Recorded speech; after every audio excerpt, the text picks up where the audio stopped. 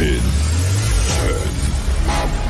9, 8, 7, 6, 5, 4, 3, 2, 1, go.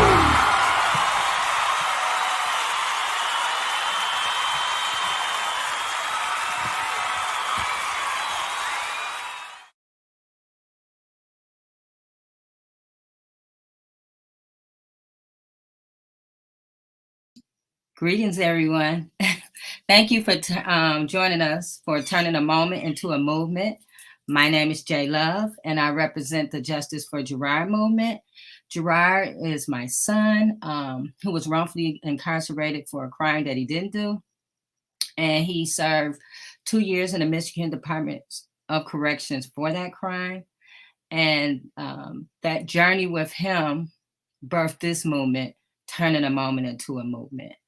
And where we come here every Friday at 6 p.m. to educate our community and loved ones about wrongful convictions, also about injustices, and anything that has to do with an injustice. That's why we're here. And so thank you for joining us. We appreciate you. Before we get started, I want to say, please share this program with everyone, friends, families. We appreciate that. We're also on the podcast platforms as Anchor, Apple, Amazon, Spotify, Google. So if you mix this program live, you can always go and listen to us later. But thank you so much for joining us. So we have a great conversation that we're going to have today. But before we get started, I want to bring in a panel that's with us every week. And let's see who's here. Greetings. Hi. Hi, Attorney Hugo Mack. How are you? Good. Once again, time and technology have tried to put a bugaboo on me, but we got it together, J Love. I'm gonna have to start using a tin can and some string in a minute here. So hey, but thank God I'm here, J Love. I'm here. All right. I'm glad to see you. Welcome. So just introduce yourself to our guests, just in case this is their first time joining us, and tell them who you are and what it is that you do. Okay, well, thank you so much. My name is Hugo Mack.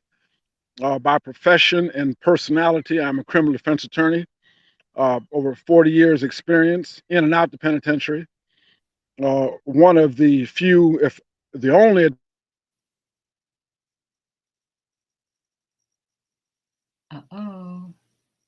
Attorney Hugo Mack is frozen. So we're going to move on. We'll get him when he comes back in. Hi, Alexandria. Welcome. I ain't seen you in a minute. How are you? Hi, I'm good. How are you? I'm great. Introduce yourself and tell, just in case this is their first time joining us, let them know who you are and what you do. Yes, my name is Alexandria. I work as a behavior therapist as well as coordinator, and also a community activist. That's why I'm here. That's God's mission. The rest of the time I'm here. So I'm thanking God for the opportunity to be part of this panel and having our leader, J Love. Attorney Hugo Mack, you are frozen. And so we're gonna pull you out because we can't even see you. We're gonna talk to Allie and let you get your feed. It's like all messed up. Oh man. Okay, go ahead, Allie. Okay, yeah. So I'm a behavior coordinator and therapist. I work in the mental health industry. I'm also a community activist. I'm in Southeastern Michigan. Some of the organizations I work with, Michigan Liberation, Accountability for Dearborn, and Southfield as well. Really just trying to be a motivator of change and a leader, so I'm happy to be here. I'm happy that you're here. I missed you. I appreciate your presence. Happy to be here. Okay. Hi, Baraka. Hey, hello. How are you guys this evening? Oh, we're great. Introduce Good. yourself. Well, first I got to take and say that it's you. I know the audience think that hey, you looking at some beautiful and intelligent women. I'm always surrounded by them, whether I'm at the Detroit Justice Center, Michigan Liberation, or wherever. You guys are just beautiful as well as intelligent and articulate. And I'm glad to be here. My name is Edward Sanders. I go by the name of Baraka. I am a graduate from the University of Michigan School of Social Work as of this past December. I'm presently working with the Washington County Prosecutor's Office in the Conviction, Integrity, and Expungement Unit. But more importantly, I am an activist. I'm a former juvenile lifer without parole. I advocate for those who are harmed by this injustice criminal system.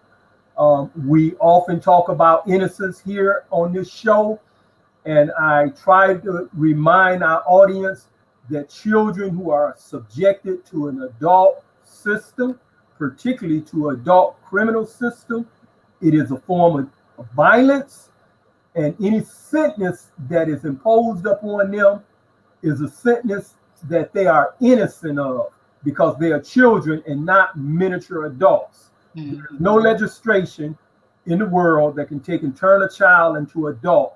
There's no rationale of taking and giving a child an equal sentence of adult because a child and adult cannot receive the same sentence.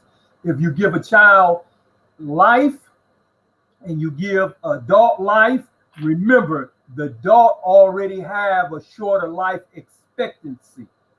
So they never do the type of time that a child may do, like we are witnessing children in prison after having served 55 years. That is a form of state violence. This is the situation in which even the United States Supreme Court has come around to and say that the children are innocent of those type of punishments. So while we are talking about innocence, let us not forget the children who here in the United States represent the largest number of children anywhere in the world that are serving time in adult prisons. So let us not forget that. And that's why I bring my voice to this platform to take and remind the listening audience of that reality. And thank you very much. Thank you. So next I see Reverend Tia Lou John. Hi. Well, hello there. I'm so glad to be here today. I'm excited about this platform because now is the time for us to be in motion and moving. Allie, it's great to see you. And Barack, I just want to say that I am here as a minister foremost, called to demonstrate the kingdom right now, and especially in this climate.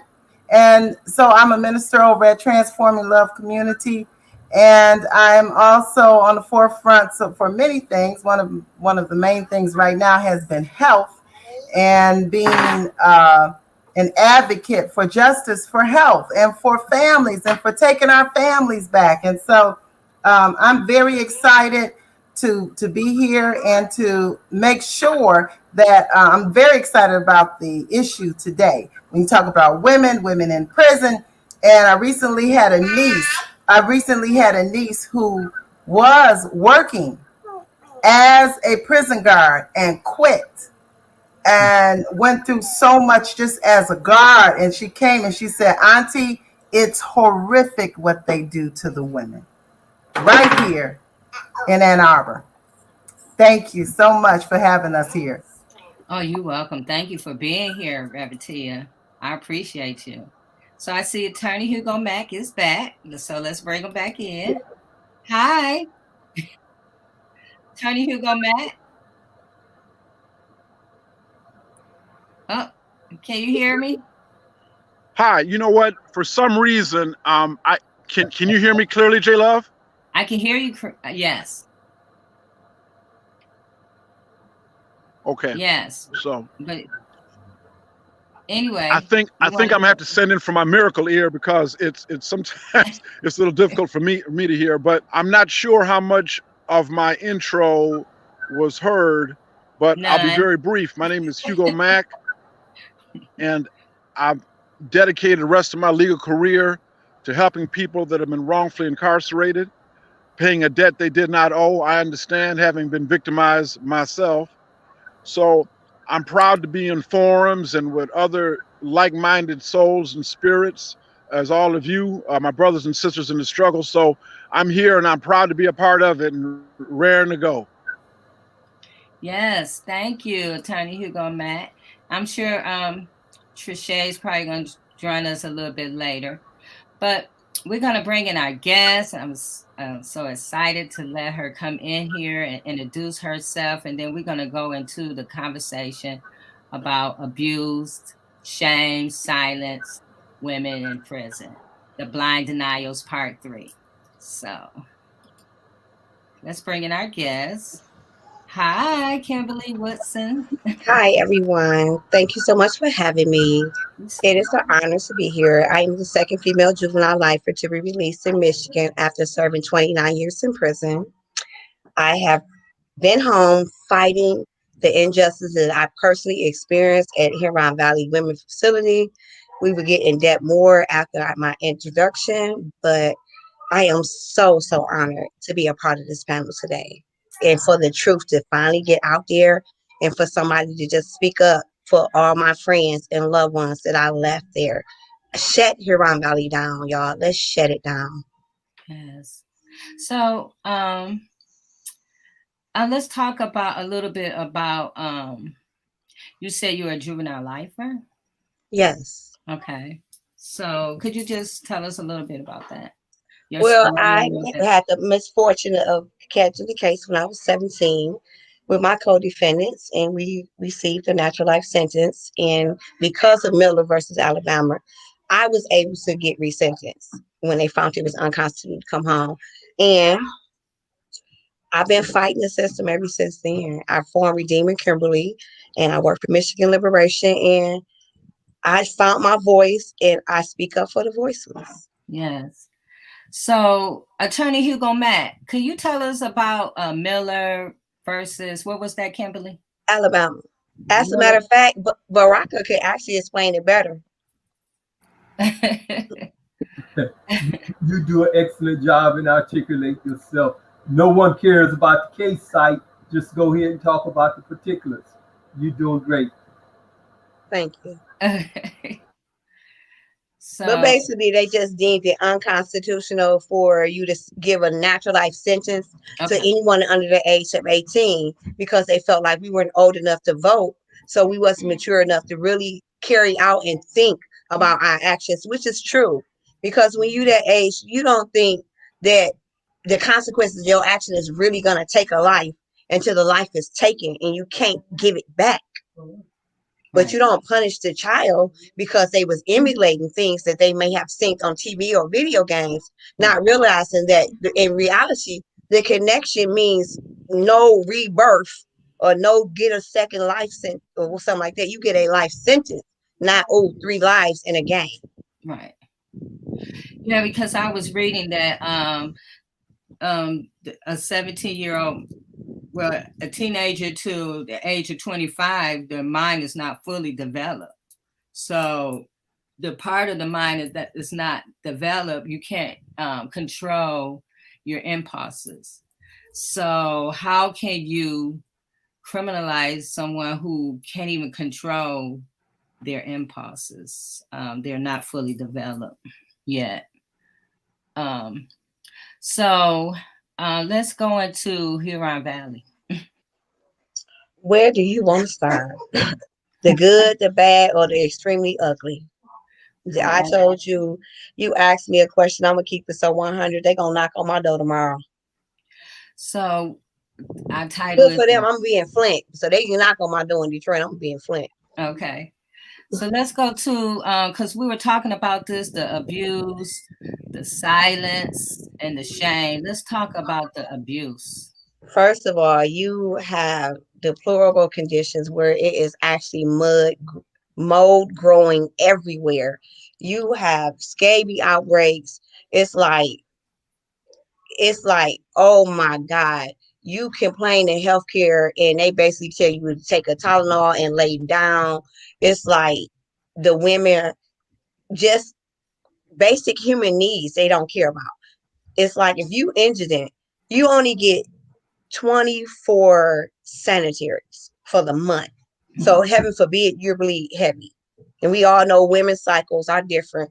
And I don't mean for the men, I don't mean to be disrespectful, y'all, but it's different with women issues in women prisons. And that is one of the major things that the men in charge don't think about. They need more than 24 sanitary napkins. They need more than 2 rolls of tissues during that time of the month. Because if they got good hygiene, they want to wrap that stuff up. And especially if it's count time, they don't want to be in the room with their bunkie. Why?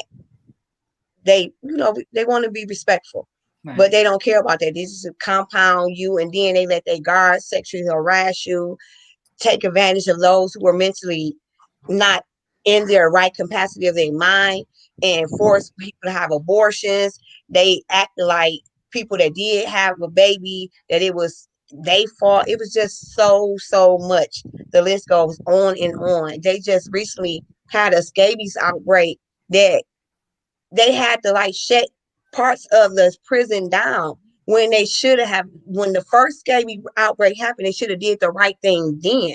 What they do is put the laundry in with the rest of the laundry, and that's going to spread it all throughout the compound. They don't care. They don't care about the maggots in the food. They don't care about the fact that if a woman really needs to go to the bathroom and she don't have one in her cell, then she should really go, because they cause problems in the urinary tract. They don't care about those things. Right. It's my understanding that scabies outbreak went on for a year before Over a they year. even started. Over a year before they I've even been started home to treat since it. 2017, and I promise you, scabies was in that institution before I left. Wow, because it was just a lawsuit about this. It was forced. That was the force for them to do something about it. Why did it have to come to a lawsuit? Why does it always have to pay? They have to pay out their pockets to do the right thing, and then they just retaliate against people when they forced to do the right thing. They have been dealing with that situation in excess of 10 years in the men prison. So this, you're talking about more 10, 15 years before this pandemic, and they have never gotten it straight. So they were never prepared. In fact, I went to take and visit my brother just before the pandemic, and the prison was closed down because of the outbreak. And this is regular. Yeah, the conditions, when you mentioned pregnancy, I'm just thinking about that. Like, I know, women incarcerated who do go into labor and have their child, they're only given 24 to 48 hours before the child is relinquished and taken from them. And that is traumatic. That is very traumatic. And then not to mention being shackled while giving birth. I was looking at a survey a little while ago that came out in 2018, where at least 80% of the nurses that took the survey said that they shackled them not for safety, but for protocol. And that, to me, that's, it's crazy that voluntarily admitting that and seeing that is okay. It just shows how wrapped people are into the system that work in those prisons and how normal they see that. We're doing this because it's protocol. They're not even thinking about the life of the person having the child, how they're feeling, nothing. I know, Allie, I gave birth to my oldest child incarcerated. And the only reason why I was not shackled to the bed is because as soon as I got there, they kind of forced me to have a sincere, like the saddle block thing. So I was numb. So I couldn't move.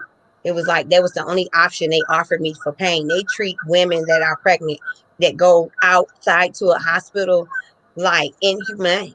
It's ridiculous. And the only comfort that I had is by me having a C-section.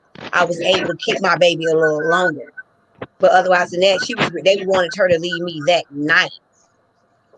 I had her like at 12 something. They wanted her out of there by 5.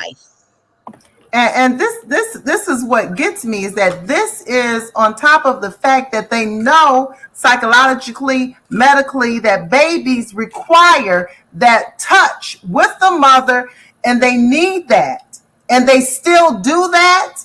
And so they're just continuing to add trauma to trauma. That is ridiculous. Well, the whole system is systematically designed to go against Black and brown people. So they really don't care about our babies. And the majority of the women that's pregnant in the system are us. So they don't really care about our generation. The next generation already starting with trauma because they out to get them anyway. That's why the school to prison pipeline exists. Yes, the multi-generational trauma. Seriously, like it, that impact, like it sustains the trauma and it just continues. Like it's heavy. And none of us should be taking and looking at this situation as though we are taking and trying to find some humanity in this. Remember, the institution of prisons grew out of slavery. Okay? Right.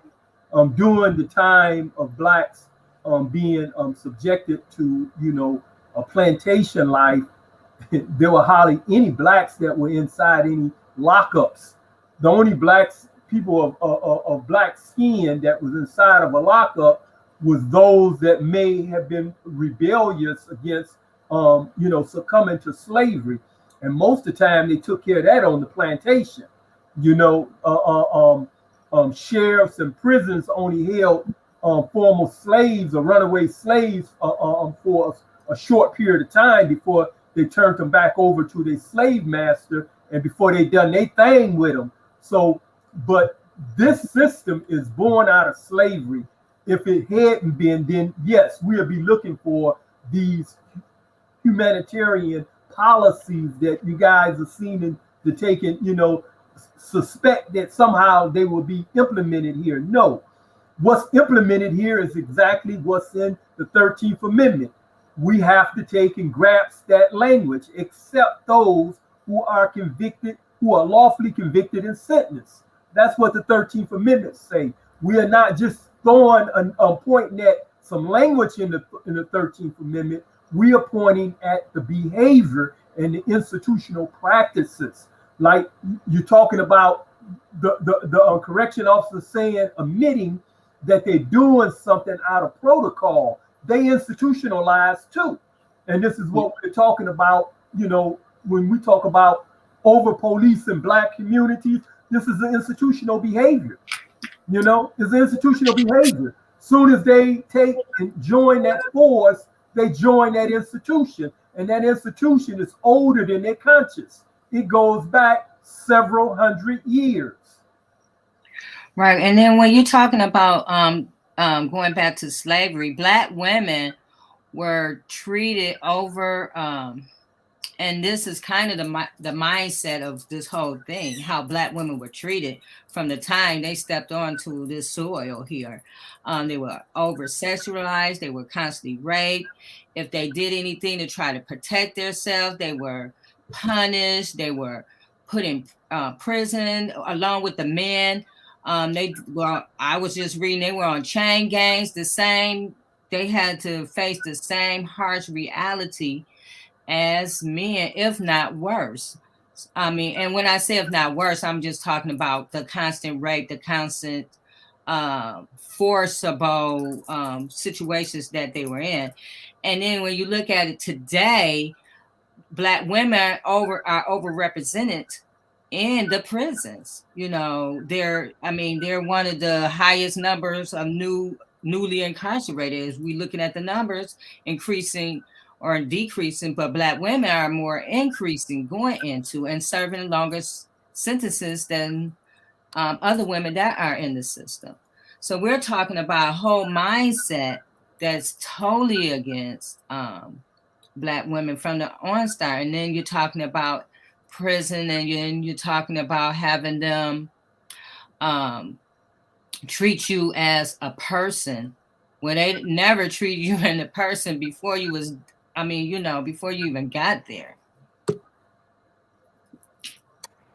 Yes, and remember when the United States Congress prohibited the taking and importing slaves into the United States.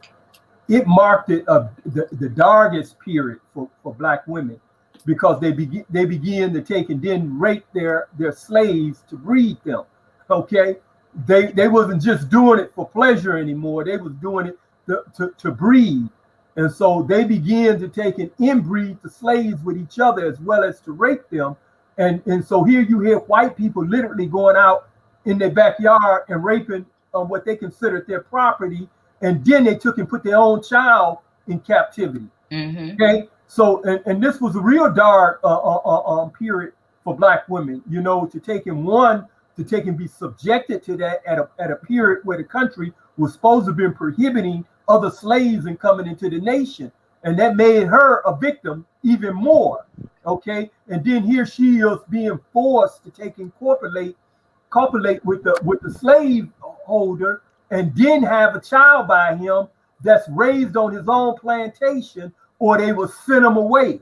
Okay, this is where this envy come in between us, you know, our skin tone and so forth. So all of that is thrown into that, you know. But I don't mean to take and go that far back, but you can't take and escape the reality of that. Right. That sore is going to always come back up to the top. And in order for change to happen, we have to recognize the history. If you don't look at the history of how we got there, you know, how we're in this place right now, you're not going to get the change that is necessary for us to progress and move further. But okay, go ahead. Oh, yeah, and I was going to say, I think too, another thing to recognize is the layers of oppression that women experience. Like, to be a Black woman is to be in the intersection of sexism and racism. And that's a lot different, you know, than what the Black man is experiencing, and not to take away from that, but it's twofold. Yeah. Women's rights, it's under attack. And on top of that, it's racism. In terms of, you know, being overrepresented, the length of sentencing for Black women has increased 15% within since 2007 to 2019. And that was something like in Safe and Just Michigan, I reported that. So that number is probably even higher now. When you think about that, and you think about it not being any laws around, or any protection laws around women breastfeeding in prison, there's no laws to protect us around that. So it's twofold. And acknowledging that, I feel, will lead us in a direction of change. So Kimberly, that's not even an option to breastfeed. No, I was strongly discouraged against it. And when my daughter was born, we realized right away that she was allergic to cow's milk. It was going to give her a problem. And I was like, well, I have the best milk for her. And they was like, no, you can't get her used to that. And I was like, well, can you just pump it? And that was like strongly discouraged against it. And I regret it to this day, because I felt like I was only 18. I really didn't have a voice, and I was the one in shackles. And because I had a C-section, they didn't shackle me back in the bed. And I was trying not to be shackled, so I was trying to be real quiet. Wow. That's just the trauma, the shackles, the baby can't get. Yeah, I didn't want them to have to be able to call somebody, because I wanted her right there beside me.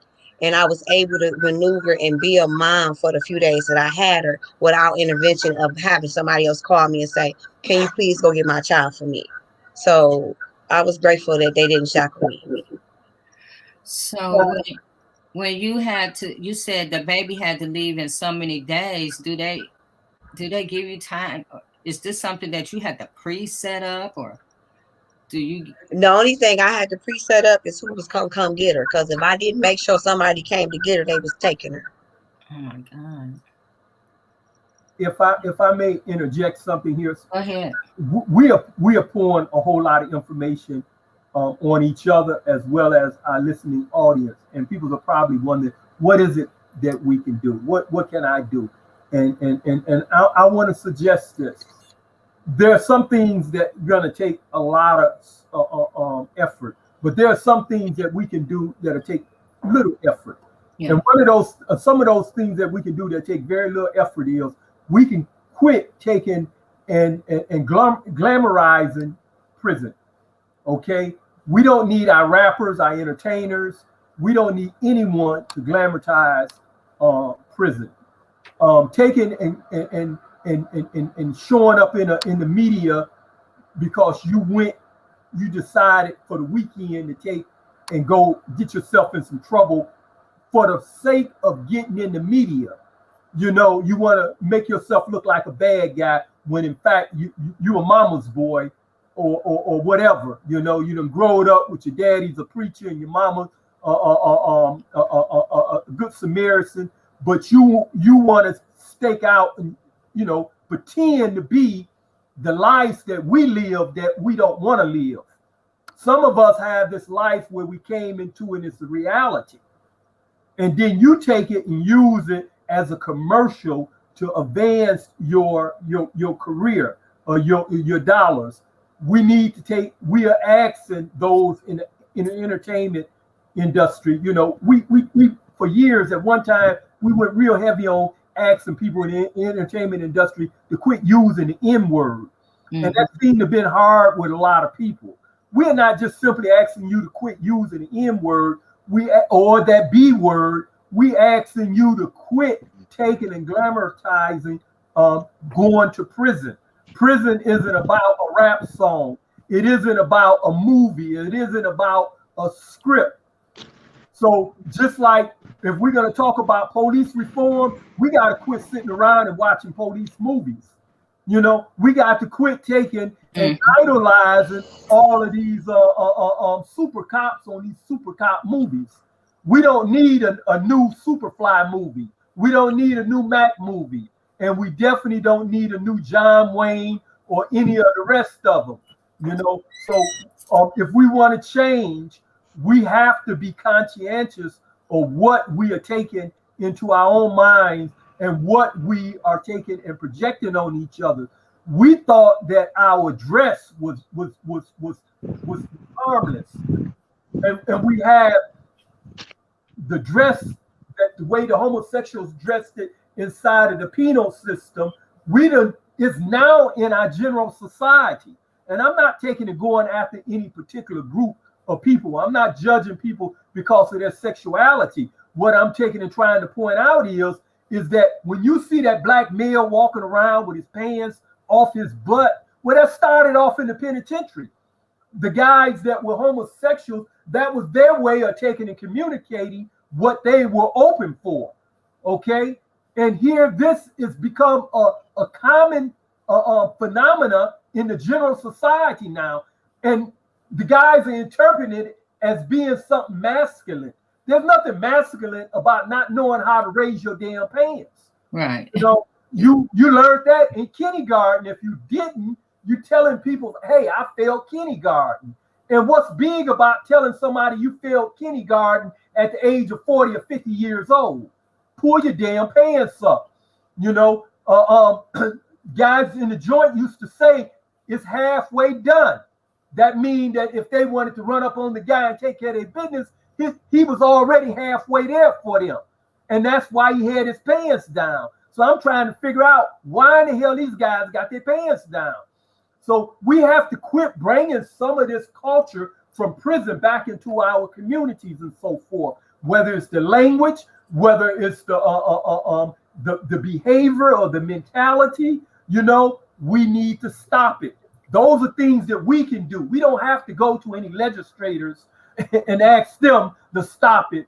These are some of the things that we can do. And remember, your parents, your grandparents, your great-grandparents, they fought to get out of slavery. Mm-hmm. So if you're looking at prison as a cost of your lifestyle, then you're saying you accept being in captivity. We are now educating you about the relationship of the 13th Amendment and prison.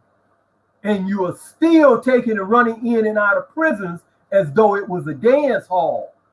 Okay, so we want that part, we can stop. We can take, and this is the biggest business of the white man. We always talk about protesting his business. You know, we want to get everybody to quit going to this business or that business. Quit going into this damn business. Right. Of over incarcerating Black people and over policing our community. Quit giving them excuses to do that. If you are not abusing each other in our communities, there's no reason for these damn people to keep showing up in our communities. If we are getting out there talking to our own young people, there's no reason to call the police on them.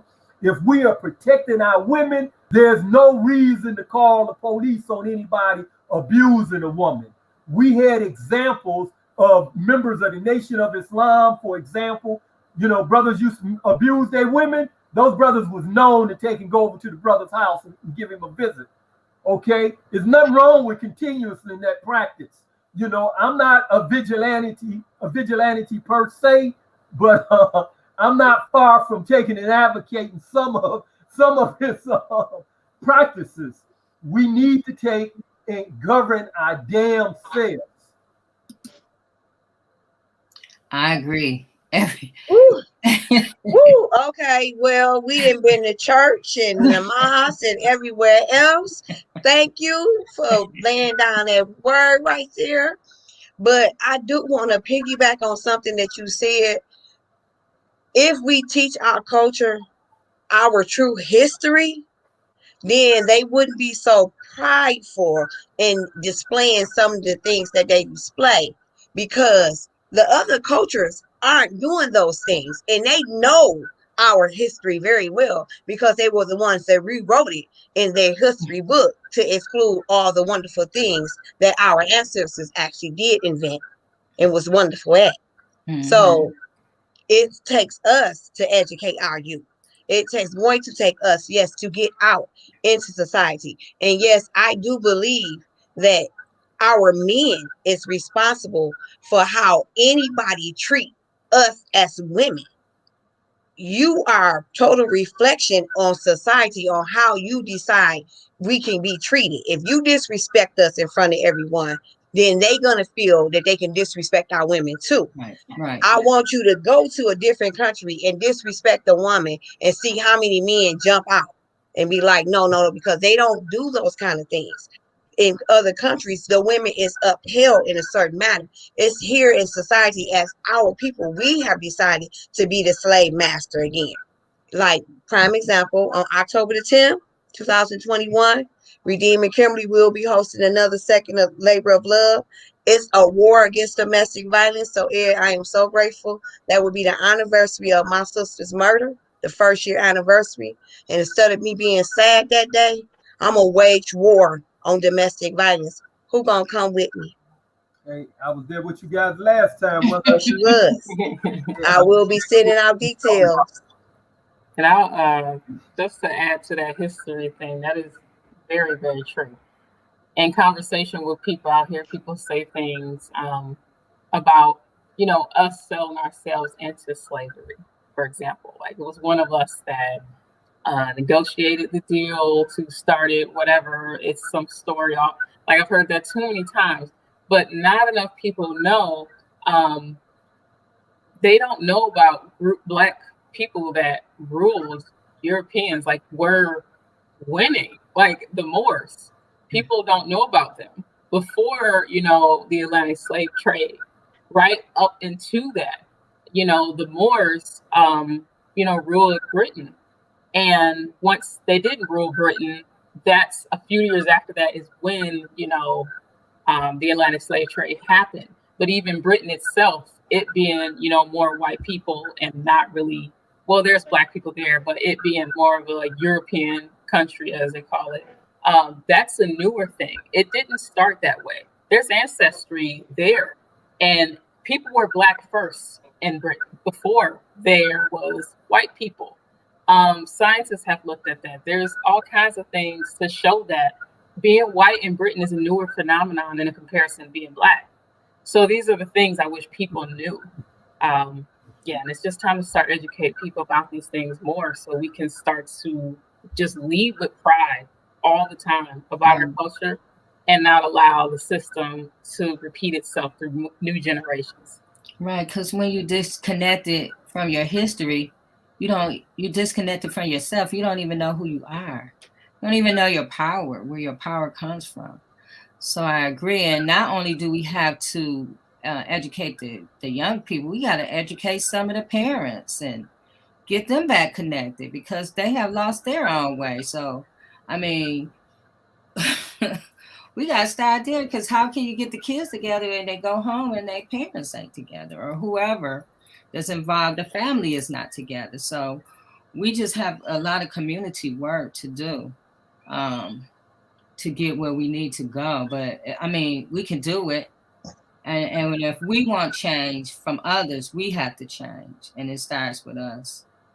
So Yes, Jayla. I feel like if we just take one block at a time, one community at a time, and we are reimagine that community to, like Ed was saying, we can be our own police. We don't have to call the police if we have that young man or report with that young man, and we can talk to. If Ed can talk to the young man down the street better than the police and resolve the issue, why can't we take our community back one block at a time, one community at a time, one village at a time? We can do this. It's no excuse. I spent 29 years in prison, and this out here, it's a culture shock even 4 years later to me, because when I went, people down the street was still telling on kids.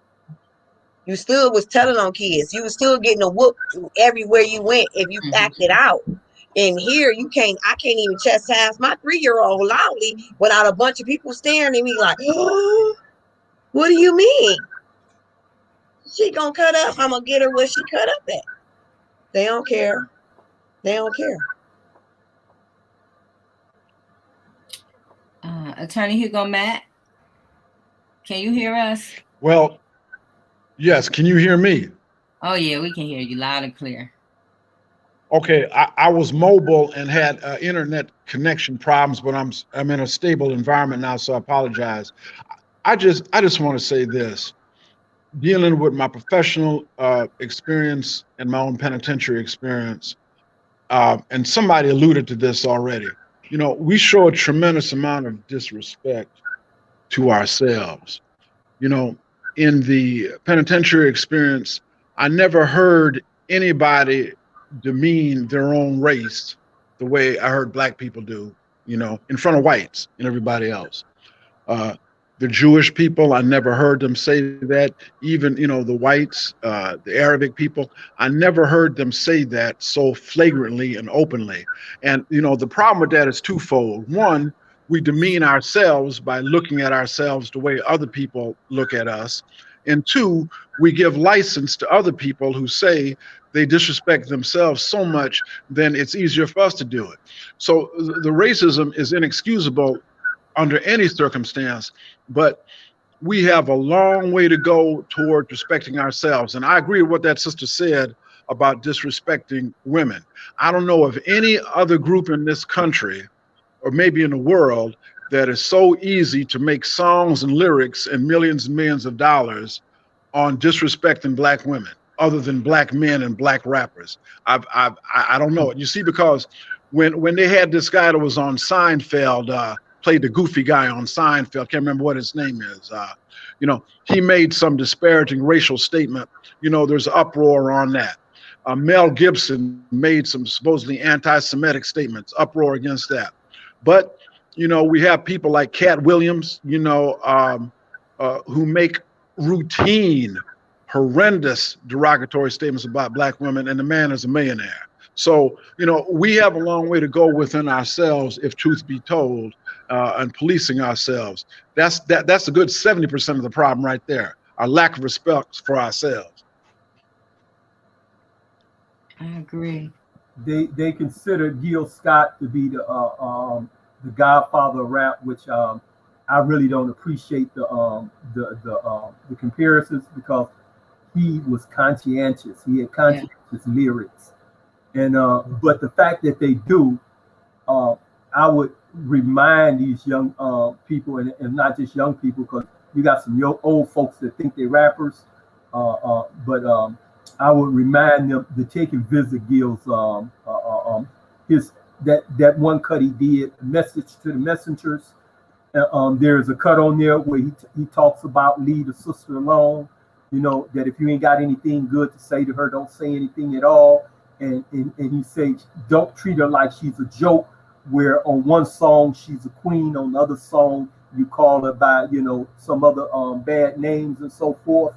And so when we talk about knowledge, self-knowledge, there's different levels of that. If you just have it to the extent where you can just parrot the information, you haven't acquired a working understanding of that knowledge. When you're able to take that knowledge and be able to build relationships between you and your queen, when you're able to take and build a family, when you're able to take and build a community, then you have a working understanding of that knowledge that is called culture. Okay, so we need to excel beyond just parroting information about who we were and who we are. We are innocent of the convictions that we done gave each other. That N ain't, you know, the SH, you know, some of the things that we say. That a B ain't, you know, the SH. We are innocent of that. Free yourselves by taking and quit condemning yourselves. The situation is too serious to even be playful about it. You know, I can't imagine. I would not eat. I can't imagine myself eating and dressing myself off of drug money. I wouldn't do it because I know the harm that it causes in my community. Mm-hmm. Neither would I take and eat and dress off of the money that's made out of some of the lyrics of these songs. I would not do it. I cannot take and feed myself off of some of those lyrics, no more than I would off of drug money, no more than I would off of prostitution money. I couldn't do it. You know, so we have to begin to take and hold it to the same level. You know, the same level. If you're going to rebuke that drug dealer, then do the same thing with that person with those lyrics. And I'm not taking, and I want us to be careful when we take positions like this. We can't be self-righteous, and I'm not trying to be self-righteous, because that gets in the way too. You know, some of us, we only see righteousness in ourselves, and we can't see it in others, and we interfere with the movement of our own people, or raising our own people, because we're too busy taking and rebuking everyone. Mm-hmm. And that ain't what we want to do. This is about restorative justice even unto each other. We can't just ask the institutions that's been harmful to us to act in a restorative way. We have to do it too. Whatever you're saying to that brother when he's wrong, whatever you're saying to that sister when she's wrong, say it to them in a way that rehabilitate them and don't put them under your foot. You know, that don't always raise you up and lower them down. That ain't what this is about. We need to all be on the same playing field. Ain't that right, Jay? Yes, exactly. So Kim, let's continue with the conversation about Huron Valley. Oh, okay. Well, Ed had got so deep, I was on a whole other level. Yeah. I mean, yes. Tell us about the relationship with Deborah LaBelle, advocating for you guys, and how you guys were doing your own thing even before you met Deborah LaBelle. Share some of that with us. Well, I wasn't privileged to what they was doing ahead of time because I wasn't having those kind of problems prior to that. Well, really, let me be honest. Let me back up. I didn't realize that I was having those kind of problems because I didn't look at it like they looked at it. It was like kind of normal for me because of my past. So it was only after the lawsuit with Deborah LaBelle came into effect that when I was approached to give my composition that I realized, whoa, I have been sexually abused and things of that nature. So I don't really know what happened prior to that. So you became educated by other prisoners standing up and defending themselves against the conditions in the prison where they were being used as sex objects when they are taken and trying to maintain their hygiene, or when they just simply in the housing unit trying to live in the housing unit that was being policed or guarded by me in prison. Share that and share the difference, because this is what we're talking about. We're talking about bringing each other up. And at one point, you was in a different space than those that was advocating. Share that. Yeah, I mean, I guess I was kind of blind to like a lot of things that was going on. Hold on one second. I guess I was blind to like a lot of things that was going on in prison, because I just was kind of like your head in the sand. I was like no end for me. So whatever was coming at me, I kind of felt like I deserved, and I felt like just life was just whatever. So in light of people that was around me that was like, whoa, no, this ain't right. You don't have to accept this. And then I began to see like, I don't have to be hungry if it's maggots in the food. We got to speak up for this. Or I don't have to let this officer keep shaking me down his whole shift, inappropriately touching me every time he see me. You know, it was things like as a child, you think, okay, this is what prison is. This is like the worst prison horror movie you ever seen. This is what's true. And it's until other people that's wiser than you say, Kim, that's not right, that you begin to have a voice to try to speak up. And then you have to learn how to use that voice. And I didn't really learn how to use my voice until after I was out of prison. Did you guys have a similar experience that the men in prisons had? When the women came into the men prison, many of the Muslims used to refuse shakedowns by the women. And they used to put the guys in the hole for 6 months at a time for refusing shakedowns. Did you guys go? You could not refuse a shakedown without going to segregation. It did not matter. You couldn't refuse a strip search, shakedown, or nothing. That's why this one officer just shook me down all day long from 6 to 2, 5 days a week. Every time he knew my schedule, he would follow me around. Shakedown, Simmons, shakedown, Simmons, shakedown. And I took it because I didn't know that I couldn't. Well, we had one inmate, I'm trying to remember his name, might have been Oscar Moore or something like that, that literally was killed for refusing the shakedown. You know, did you guys ever have anything similar to that? No, we have no known actual homicides in the women's prison. They have all been labeled suicides. So I can't really go privy to that because we don't know how many people the MDOC did murdered. How often was women committing suicide? Very often. It was a very dark period when, like, from 2010 to like maybe 2015, it seemed like every time we turned around, somebody was attempting suicide or was actually committing suicide.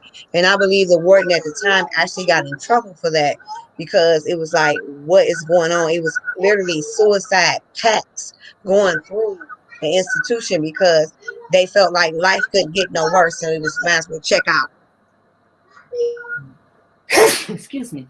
There was suicide recently with the young lady, and they were taking bets on, you know, if she was going to kill herself or not. Oh yes, that was Yadika. That was Yadika's case, and actually that was like, she had been a troubled young lady from the start, and she was so proud of herself before she killed herself. She had finally gotten 6 months clear conduct. I know it seems like it should be an easy feat for some, but when you young and in the system and officers start to hate you and go after you, and you can speak on how they attack certain people once they felt like this person spit on them or they spit on their friends, so now all of the officers hate them. And they just was asking. She had got 6 months clear, and they put her in the room with somebody they knew it was her enemy, and she begged them to get her out. And when she finally snapped, and her and that person fought while she was waiting to be processed in segregation, she killed herself. And the officers was cracking jokes about, I bet you at lunch she'll hang herself, instead of checking on this baby, knowing that she was devastated because she had lost everything. And for the first time, she did it that way. And they messed over that baby. They set her up, and they deserve more than what the hell they paid. They just need to be shut down on that alone. out of all the other offenses, but for that alone in that baby's life, they deserve not to be in business no more ever. They could have helped her and they killed her. That's the mindset of the prison guard, which is horrific. It's just the mindset of the prison guard, and you see so many cases. Recently, Detroit News, who had reported, what was it, 490 something thousand, I don't know, that they received for sexual abuse cases, sexual assault, for not just one person. This is for a collective. This is for a collective of women who were sexually abused. And this was the amount. It was actually 500 million. I was part of that lawsuit. And out of my abuse of an officer harassing me and touching me, that was just one of the incidents. I had an officer that actually had tried to penetrate me, and they said because he didn't penetrate me, I didn't deserve any money. They gave me $60,000 for my troubles. They didn't give a damn about my trauma. So, but how many? They tried to take the money and make them pay rent. Yeah, I mean, but this is a collection of women. This isn't just, so this is horrific. This is out of this world. It is not even conscionable. It's just horrific. I mean, how can you justify that kind of behavior? And many times, I have a friend of mine who, as an officer, was sexually abused.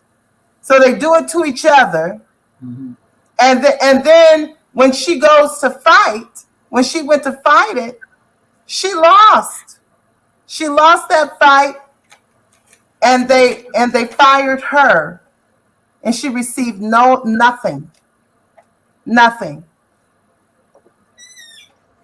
I mean, I think that there's so many angles that we need to go. I think right now, though, we need to look at what are we doing right now? What are we doing on our home front? What are we doing with our children? What are we doing as far as education? And then how do we support women who are in prison right now? What else can we do? How do we support them in what they're doing when they come home? And while they're there, we have to be the voice because no one is listening. Right. And for it to still be open is an atrocity. Right.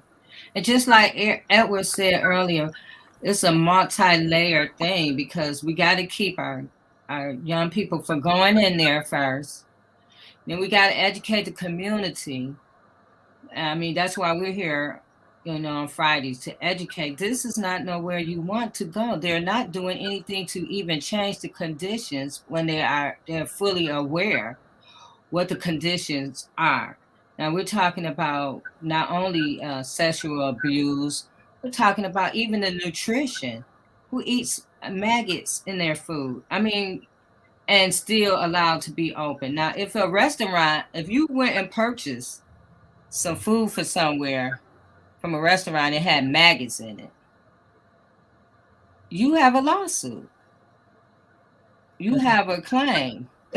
And J-Love, some of the food wasn't terrific in terms of when they went to privatization, but some of the rhetoric that we are hearing is actually union propaganda against private industries. These were union members trying to wrestle back their contracts from where the state had took and privatized that. And the media wasn't fair to these private industries. And I'm not advocating for private industry prisons because it's a slippery slope in legitimizing incarceration of people, and then as opposed to us looking for reasons to take and release people, we're finding reasons to keep them to maintain employment. But some of the rhetoric that we were listening to was actually were being fed by union members.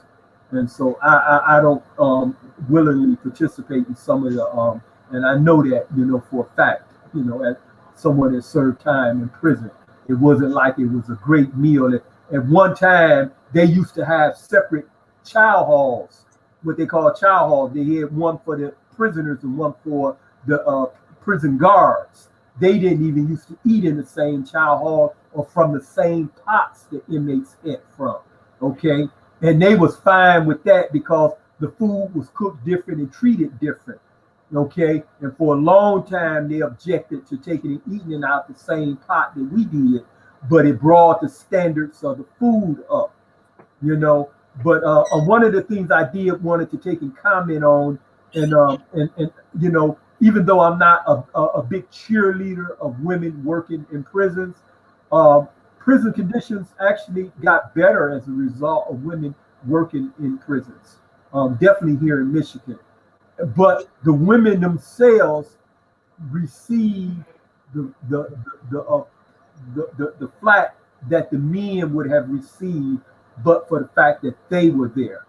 Okay, where the guards, the abuse that they would have ordinarily inflicted upon the men prisoners, they wind up transferring a lot of that to the women, which consists of sexual harassment, etc. You know. But the women did take and make the men prison better. Men began to take and be more conscious and caring of their personal hygiene, where when women wasn't there, you know, taking and being concerned about personal hygiene matters, buying cosmetics and taking your hair down. You know, the guys used to just put the hair in braids. I mean, just any kind of braids, not the braids that we beautify, but just crazy ass braids. And they walked around all day with mascara on their damn face. But when women start coming in the environment, then men naturally begin to be concerned about their appearance. And there was less men raping each other.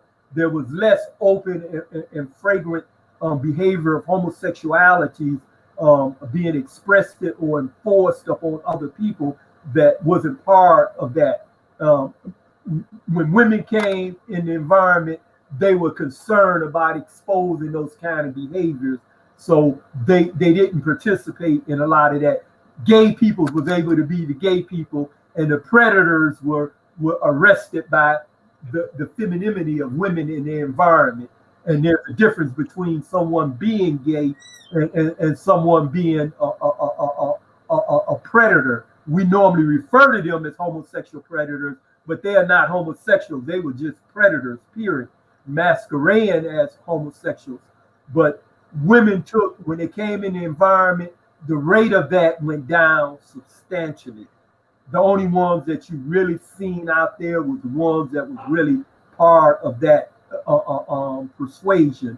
And but the women themselves became, you know, and there's a lot of prison guards, former prison guards and present prison guards that are silent about the experience that they done had as prison guards as women.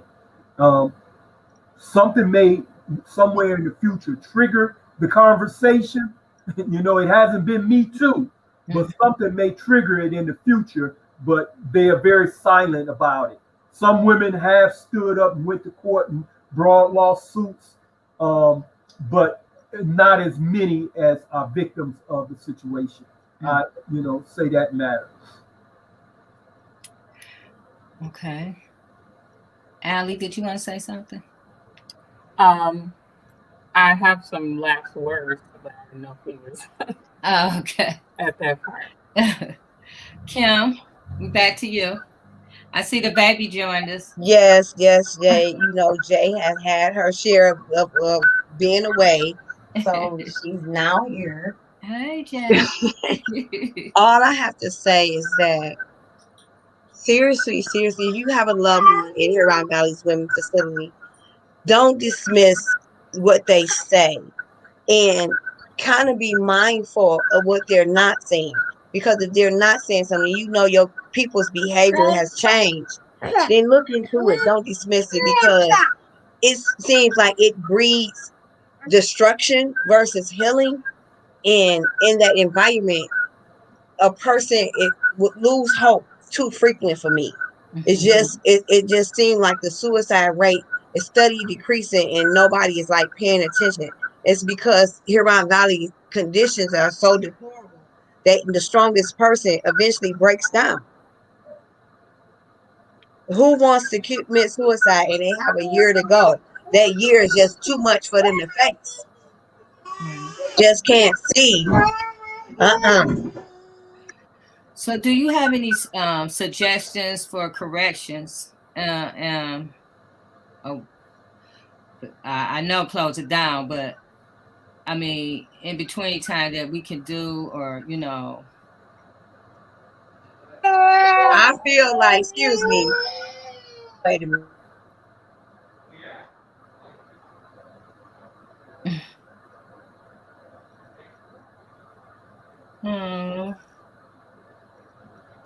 She missed her nap, y'all. I apologize. No, But yeah, I feel like we can do protests, we can demand changes, we can ask the federal government to do surprise visits in there.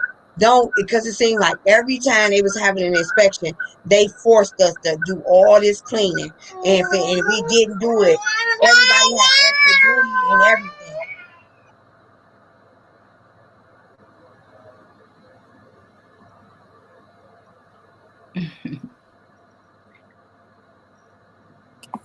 You know what, Jay? I wanted I to was gonna say say, while we're while she's got the baby, because listen, children are these are our children, right. and you know, even this is an example. Like right now, I would not. I love this opportunity because this is part of being a mom. You don't get, you know, you don't get a timeout from Right. motherhood. You know, motherhood is 24/7 all day. You know, and so this is an example, and for far too long, as I believe African Americans, we have shunned our children because, you know, sometimes it's wanted to protect them, but it was always as if they were seen as in the way, Mm-hmm. you know.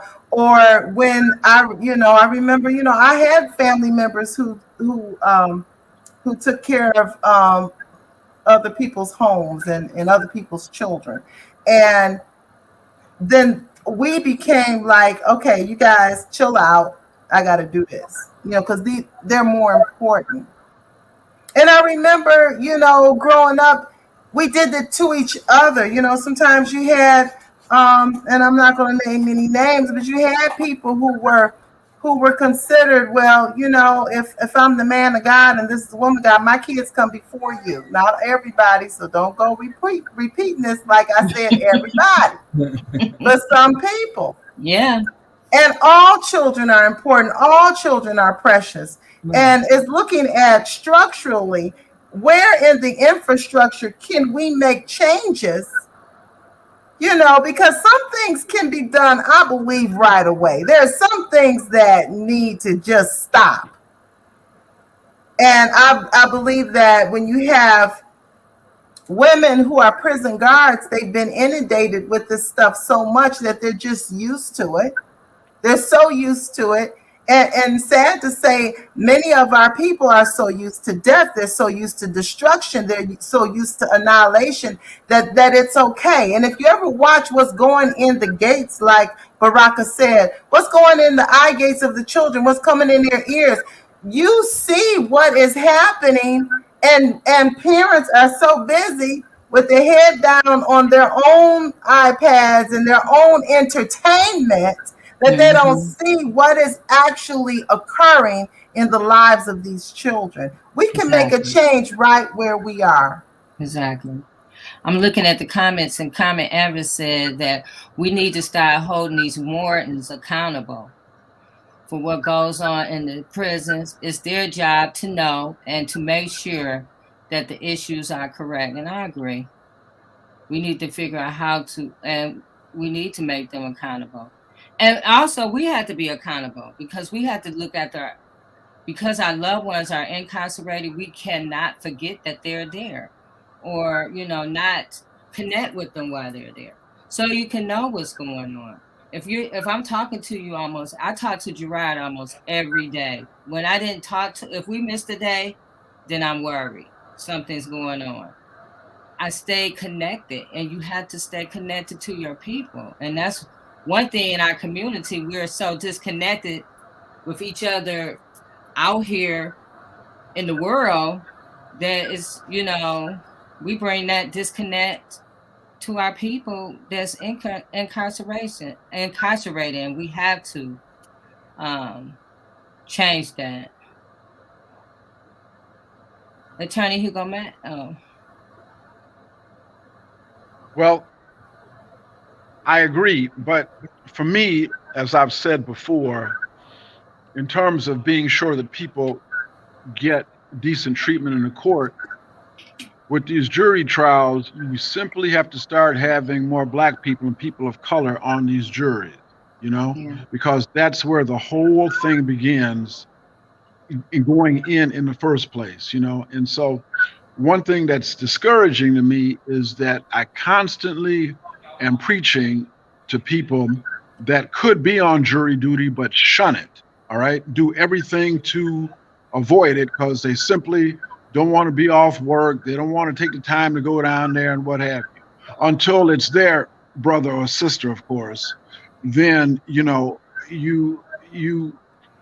lose a whole dimension. And I tell you, as a criminal defense attorney, it's hard enough swimming upstream, but it's damn near impossible when you got cement blocks on your ankles. Okay. Mm-hmm. So I guess for me, looking at how we get started in this system in the first place, I just have to encourage people of color to be more active in the criminal justice system. Yes. Being court watchers, not being afraid to go to jury duty, and just being there. You'd be amazed if you just show up and they see people in the audience, what an impact that has. People are not isolated so much then. And you don't have to know the person that's on trial. You don't have to know them, but you have a commonality with them that where they sit, you or your loved one could sit too. And by the way, I'm not giving a pass to criminals. Okay, I don't care what color you are.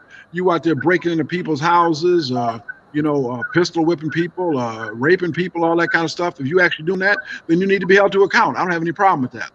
But what I do have a problem with is a system that is front loaded against the defendant, and it's made even worse when we turn a blind eye, and a deaf ear to get involved in the system. Right, because everything we've been talking about today could happen to anybody. Sure. At any time. This is nothing that's uniquely one person or, in one area. This could happen to anyone. So you're right. And I was reading comments. She said, again, we should reach out to our state reps, making sure they're even held responsible for what's being issued on the state floor. I agree with that. Also, you have a ombudsman. I was calling him all the time. I call the ombudsman so much. He told me I had to get permission from my son. Okay. And I got that permission, and we had a conversation weekly, if not every other day. This is what we're supposed to do for our loved ones. And this is just what we're supposed to do, look out for each other anyway. Regardless of in prison, at home, period. This is our duty, and we should, all be engaged. So we're gonna wrap it up. Jay, before we leave, can I invite the people to get involved in the Good Time campaign? Yes. To bring them for the initiative to give the MDOC resident initiative to work their way out of prison. So,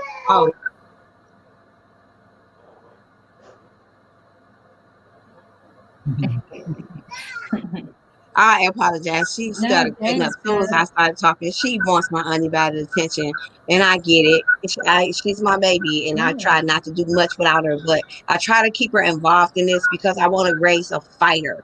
Right. I want to raise a strong woman that knows what's right, and I want her to hear opinions from strong Black men so that when she hear the riffraff of a Black boy, she'll know it's different. Mm-hmm. So please forgive me when I bring her in settings that y'all may feel like she's too young to be in, but I am her mom, and I have to prepare her for her future. And I feel like she needs all knowledge her way in a strong foundation in God for her to succeed. But I do want to encourage everyone, please get involved. Call your legislator and senator and talk about House Bill 4489 and just tell them to get it to moving. We have a few more bills that we are trying to introduce by the end of the month, but you can contact me at Kim at myliberation.org. and just talk about good time, or call me at 313-957-1410, because we need the whole state of Michigan, all 83 counties, to organize. And I am trying to organize those counties so that we can have an effective fight, because one day less for our people to come home is one day that we can spend loving them and healing them from all that trauma that they truly have faced incarcerated. Yes, ma'am. So again, give them your email again, Kim. It's Kim at miliberation.org. All right, we got it. Bravitia. Oh my gosh, Kim, thank you. Thank you for coming on the show. I'm happy about your progress and, coming out of there and knowing that the fight on this side is very crucial. And I'm just pleased with everyone here today, knowing that, we have to speak out. We got to speak up. We have to educate. And we do have to make a difference where we are. We have to be conscious and alert and awake to where we are. Ali talked about the Moors, and the Moors were here in America way before anybody else traveled to America to quote unquote discover something that was not even lost. So when you teach it to your children, though, children become empowered. They become empowered men and empowered women when you know who you are. Yes. Because then you don't fall for everything. And everything that goes across the media, I say, when we're mediated, because a lot of us are mediated. We're so into being entertained all the time. We are not conscious and awake to what is happening right now. Yes, ma'am. And so I am so happy and blessed knowing that this is a time for change. I believe our voices will be heard. I believe change is now, and I believe that the power is within us. And I'm so grateful. Thank you, J Love. Thank you for this moment, because it came from a movement. All right. Thank you. Ali. Yes. Yeah, I agree so much with what you were saying. That was amazing. But yeah, for me, I feel like it's time to be involved on all fronts, and it's time to not be afraid about how involved we are. It's time to take bold moves. The side of evil takes a lot of bold moves to get the point across of what they want to do. It's never, a sort of kind of doing something. It's a direct shot at Black people. It's a direct shot at Black women. For example, just like everything we talking about today with the length of incarceration for Black women increasing, no laws, like just that, it's not a middle ground there. That's directly showing the lack of care there is for Black people. And even when you think about education, when you think about us being involved in our community, it needs to be involved completely, meaning that there's a lot of candidates locally who are doing the right thing but don't have the support from the community.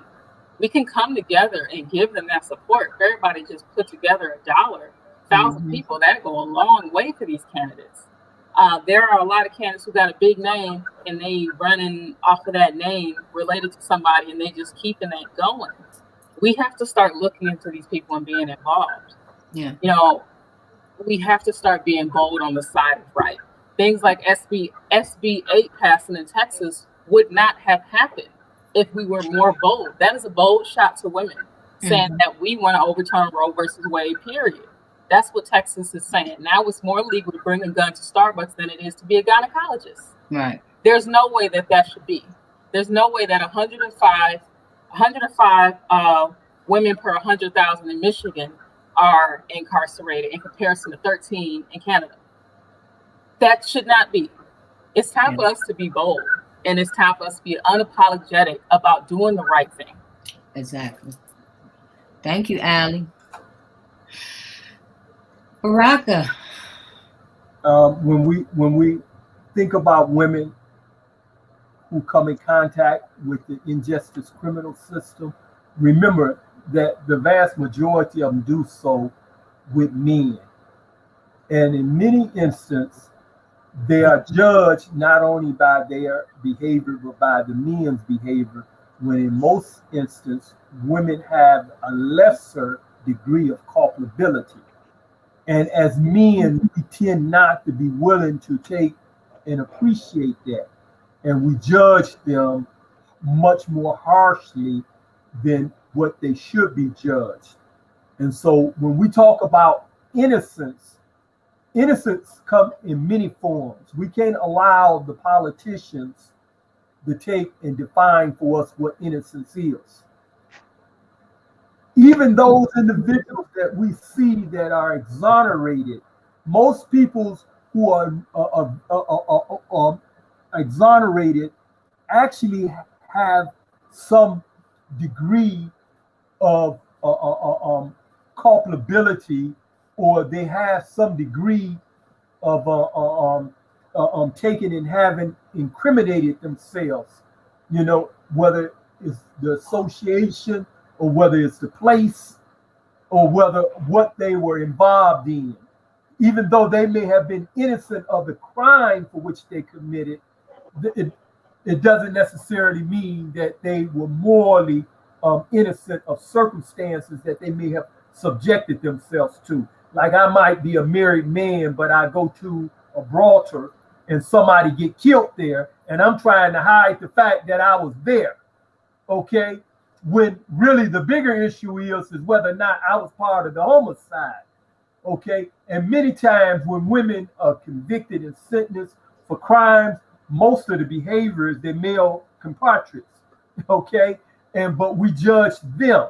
You know, we judge them, and we judge them very harshly, because this is what James Brown said is a man's world, and we look at it through the prism of men, and so we judge them the same. And remember, this is what we are doing with children. We're throwing children in adult systems, and we are judging them through the eyes of adults, when you can never do that. You can never do that. You can never take a person who has lived in a society as a dominant and put them together with someone who has lived as a submissive, and then take and treat them equal in judgment. You can't do it. And we have to be more sensitive to that reality. Right. We have to be more sensitive to that reality. And I'll leave on that note before I drop in something with Elliot, where she made mention of the Moors. And their history ain't the past. You can go to California, those big, beautiful homes, you'll find some of the cultural effects of the Moors civilization right here in California, in some of the richest neighborhoods in this country. When you look at those orange groves in California, they didn't come from Europe. They didn't come from Europe. The science of taking what was once a bitter fruit and making it into that delicious orange that you got in California. Say hello to the Moors. So we ain't just talking about past history. Everybody else is claiming your history. You claim it. Exactly. Everybody else is claiming it. You claim it. So I'll leave it on that before I take you to school. Okay. Take care. Attorney Hugo Mack. Well, two things. One, concerning women in prison. You know, we've had the quote unquote women's liberation movement, all right, in this nation, and with some good effects for Black women, but that movement was really centered around white women, to be perfectly honest. Okay, Elizabeth Cady Stanton, Susan B. Anthony were no great lovers of Black women. Okay, so right. In terms of the celebrating the, I believe it's the 19th Amendment giving women the right to vote, 1920, 1921, celebrating the 100th anniversary of that. It really wasn't until the Voting Rights Act of 1965 that Black women were really included in terms of the right to vote. So the 21st Amendment, really, when I hear people celebrating that, and I think about Black women, they're really a class that was in the back of the class. They missed out on the class photograph. They were in the back, I don't know, making milk and cookies or something, but they did not get the benefit of that amendment. All right. So the reason I say that is that I think with women trying to be equal with men when it comes to crime, some women have proven themselves to be just as.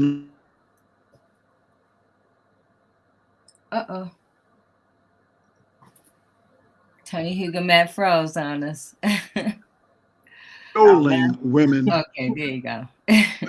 We need to start encouraging and extolling women, particularly our Black women, to be the queens and princesses that God created them to be, and us love and support them. And about men, all right, men. Far too many Black women have to be mama and daddy, all right? And we look at Black men, and we need to marshal ourselves to love our babies. Don't leave that the responsibility of the woman, and you're going to judge your manhood by how many women you got pregnant. All that shows is that you're a male. It doesn't make you a man. So thank you for hearing me out, and I'm blessed to be here with the rest of y'all. Hope to see y'all next week, God willing. Yes, I want to thank everyone. This was an awesome conversation. Hopefully we'll have Kim back so we can continue talking again. And I love you guys. You have a great week. We'll be back next week. Next Friday is Allie. Next Friday is about women. I mean, no, it's about mental health. Next Friday. Actually, it's some kind of mental health day. And so we're going to have a conversation about that as well on next Friday. So thank you, guys. I'll see you next week. Right. Goodbye, Jay. Thank you so much for having me. Say bye, Jay. Bye, Jay. Bye-bye. All right.